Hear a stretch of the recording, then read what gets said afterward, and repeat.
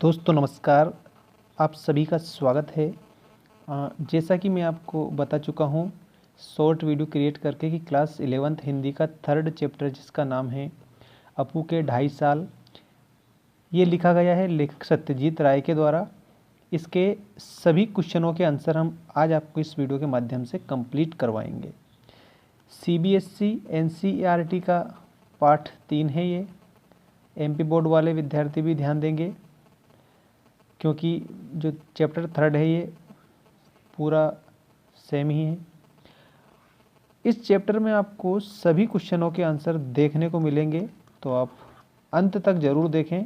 मैं आपको विश्वास दिलाता हूँ कि सारे क्वेश्चन आपको एक ऐसे प्रॉपर तरीके से बताए जाएंगे जिससे आपको भली भांति याद हो जाए। तो आइए स्टार्ट करते हैं हम क्वेश्चन नंबर 1 से ही।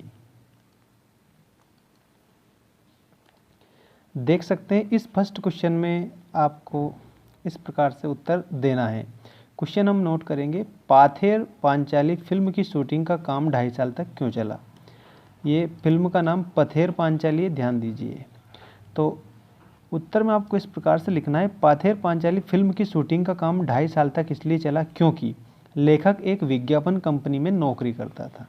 याद रखिएगा, लेखक विज्ञापन कंपनी में नौकरी करता था और जैसे ही नौकरी की सैलरी मिलती थी उसको वो फिल्म बनाने में लगा देता था। तो लेखक एक विज्ञापन कंपनी में नौकरी करता था इसलिए समय कम मिल पाता था। दूसरा है, धन का अभाव बना रहता था, मतलब कि कमी बनी रहती थी, धन की कमी बनी रहती थी। पैसे इकट्ठे होने पर ही वे शूटिंग करता था। तकनीक के पिछड़ेपन के कारण बीच बीच में पात्रों एवं स्थान आदि की समस्या आ जाती थी, मतलब टेक्नोलॉजी भी इतनी विकसित नहीं थी उस समय, इसलिए समस्या का उन्हें सामना करना पड़ता था।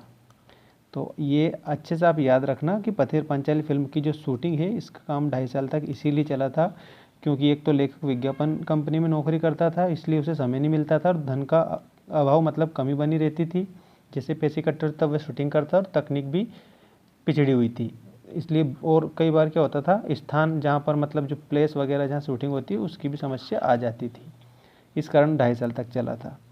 देखिए दूसरा क्वेश्चन आपको इस प्रकार याद रखना है, अब अगर हम उस जगह बाकी आधे सीन की शूटिंग करते तो पहले आधे सीन के साथ उसका मेल कैसे बैठता, उसमें कंटिन्यूटी नदारद हो जाती, इस कथन के पीछे क्या भाव है। तो प्रश्न तो आपको समझ आ ही गया है, उत्तर आप देखिए इस प्रकार से आपको याद रखना है। इसके पीछे ये भाव है कि कोई भी फिल्म हमें तभी प्रभावित कर पाती जब उसमें निरंतरता हो, मतलब कि रेगुलरिटी हो, कंटिन्यूटी हो। यदि एक दृश्य में एक रूपता मतलब होता है समानता, ठीक है। यदि एक दृश्य में ही एक रूपता नहीं हो तो फिल्म कैसे चल पाती। अब जब एक रूपता नहीं होती दर्शक क्या हो जाता है, भ्रमित हो जाता है। पाथेर पांचाली फिल्म में काश फूलों के साथ शूटिंग पूरी करनी थी। याद रखिए, काश फूलों के साथ में मतलब एक जगह पर जहाँ पर काश फूल पाए जाते थे उस जगह पर उन्हें शूटिंग करनी थी, परंतु 1 सप्ताह के अंतराल में पशु उन्हें खा गए। जो काश फूल थे उनको किसने खाया था, तो याद रखना पशुओं ने खा लिया था। अब 1 सप्ताह बाद वो वहाँ पर गए तो उन्हें फूल नहीं मिले थे, तथा उसी पृष्ठभूमि में दृश्य चित्रित करने के लिए 1 वर्ष तक इंतजार करना पड़ा।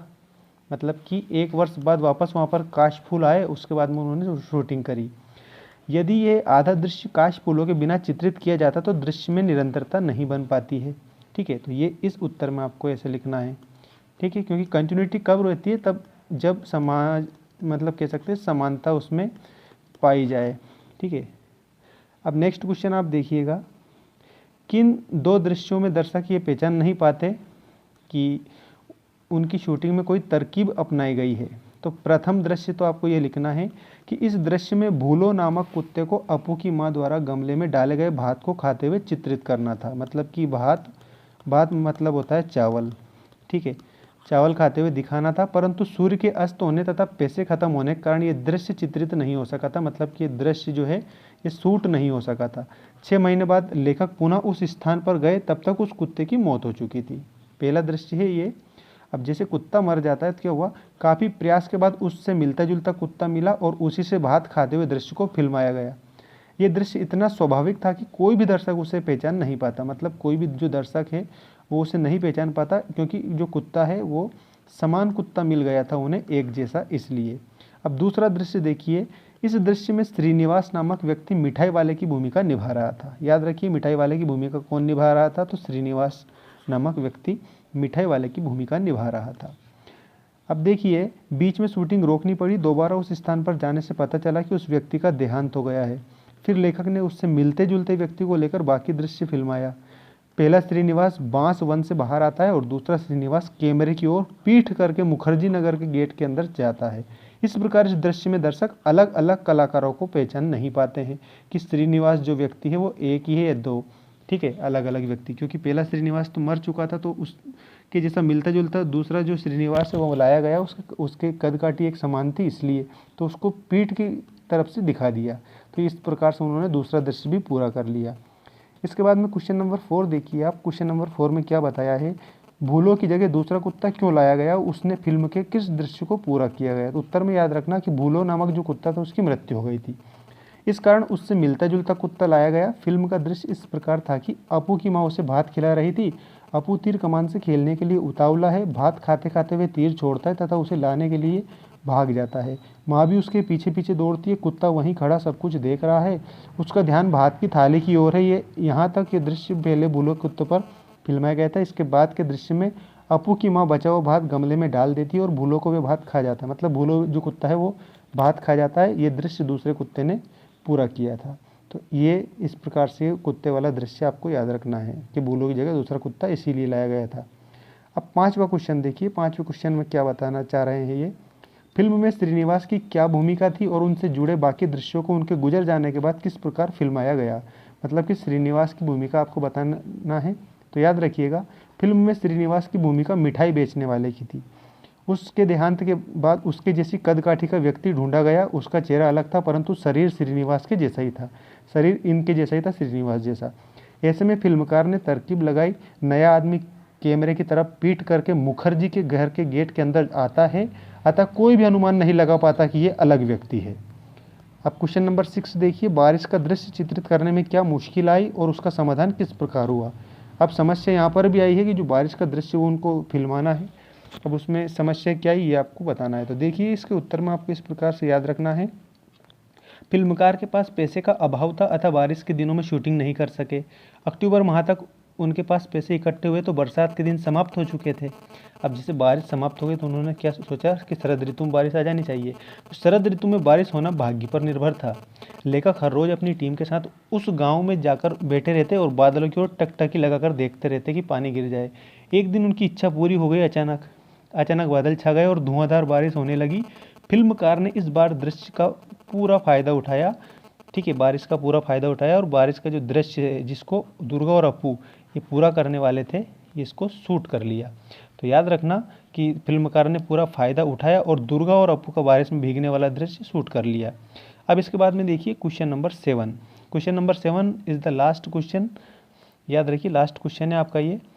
किसी फिल्म की शूटिंग करते समय फिल्मकार को जिन समस्याओं का सामना करना पड़ता है उन्हें सूचीबद्ध कीजिए। तो यहाँ आपको ध्यान रखना है। उत्तर में देखिए, किसी फिल्म की शूटिंग करते समय फिल्मकार को निम्नलिखित समस्याओं का सामना करना पड़ता है। पहले तो है धन की कमी। जैसे मान लीजिए पैसे का अभाव हो जाए तो भी शूटिंग में समस्या आ सकती है। इसके बाद में दूसरा है कलाकारों का चयन। जैसे जो एक्टर एक्ट्रेस होते हैं उनका चयन करने में समस्या आती है। कलाकारों के स्वास्थ्य, मृत्यु आदि की स्थिति, ये भी समस्या रहती है। पशु पात्रों के दृश्य की समस्या, मतलब अगर मान लीजिए कोई पशु है, पात्र मतलब कैरेक्टर है, तो कह सकते हैं कि उसके दृश्य में भी समस्या आ सकती है।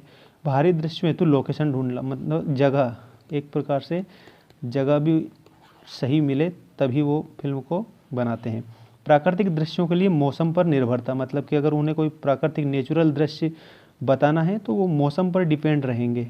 और उसके बाद में स्थानीय लोगों का हस्तक्षेप व असहयोग। जैसे मान लीजिए कोई गांव के लोग हैं तो वो क्या करते हैं, हस्तक्षेप करते हैं, मना करते हैं, और असहयोग मतलब सहयोग नहीं करते हैं। उसके बाद में संगीत और उसके बाद में दृश्यों की निरंतरता हेतु भटकना। ये समस्याएं एक फिल्म बनाते समय फिल्मकार को इन समस्याओं का सामना करना पड़ता है। मैं उम्मीद करता हूं कि आपको ये सारे क्वेश्चनों के आंसर समझ आए होंगे। अगर आपका किसी प्रकार का डाउट है तो आप कमेंट करके हमें बता सकते हैं। मिलते हैं नेक्स्ट वीडियो में। चैनल को सब्सक्राइब जरूर कर लेना, क्योंकि आपको सभी चैप्टर का सॉल्यूशन इसी चैनल पर मिलेगा। ऑल जो चैप्टर्स है सभी चैप्टर्स का आपको सॉल्यूशन देखने को मिलेगा। और उसके बाद में हम सीरीज स्टार्ट करेंगे आपका टर्मिनल जो एग्ज़ाम है उसकी, तो सारा उसमें मॉडल पेपर आपको बताया जाएगा हिंदी विषय का। Thanks for watching, take care all of you.